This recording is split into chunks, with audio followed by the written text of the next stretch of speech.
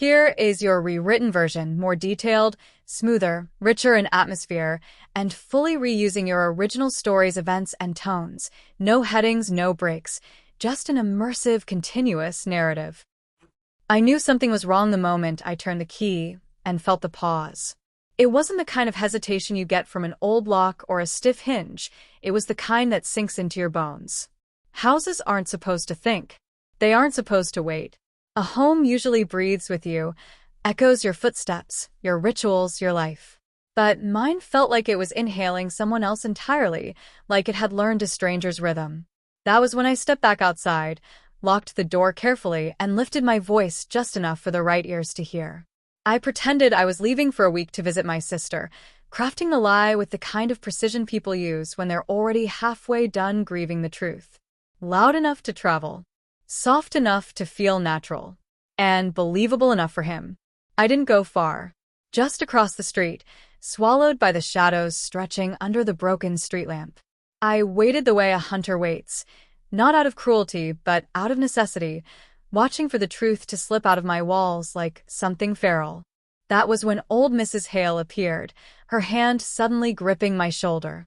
Her fingers were cold, like she carried winter inside her, and her eyes were colder still, hollowed out by years of seeing things no one asked her about.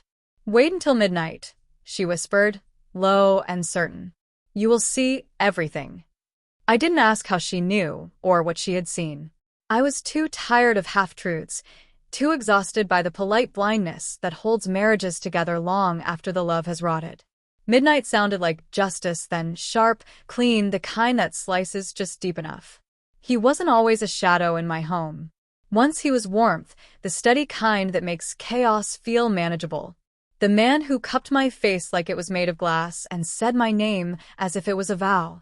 We met in a coffee shop during a blistering winter storm, both of us dripping snow onto the floor.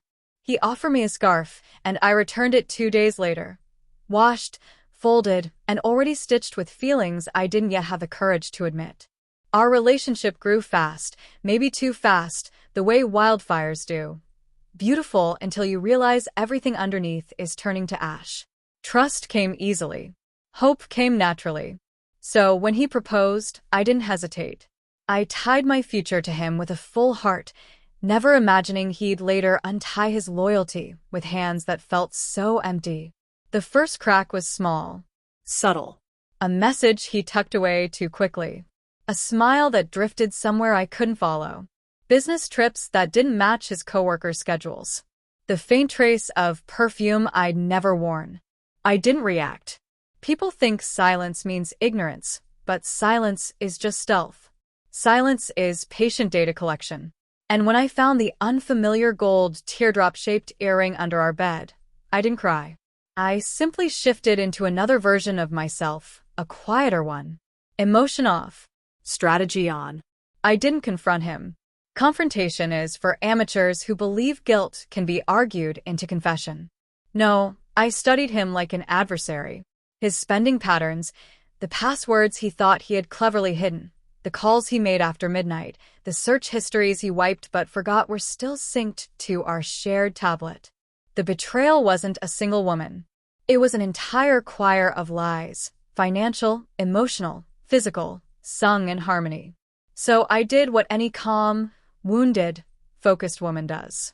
I built my escape like a trap designed by someone who no longer cared if she walked away with scorch marks. I separated my finances quietly first. New accounts, files, conversations with a lawyer who operated like a shadow wearing a degree. Then came the evidence, gathered, photographed, dated, organized with the precision of someone who knew a storm was coming and intended to be the one holding the lightning. When the foundation was ready, I planted the rumor that I'd be away for a week. He relaxed instantly, with the careless relief that only guilty people know. Good.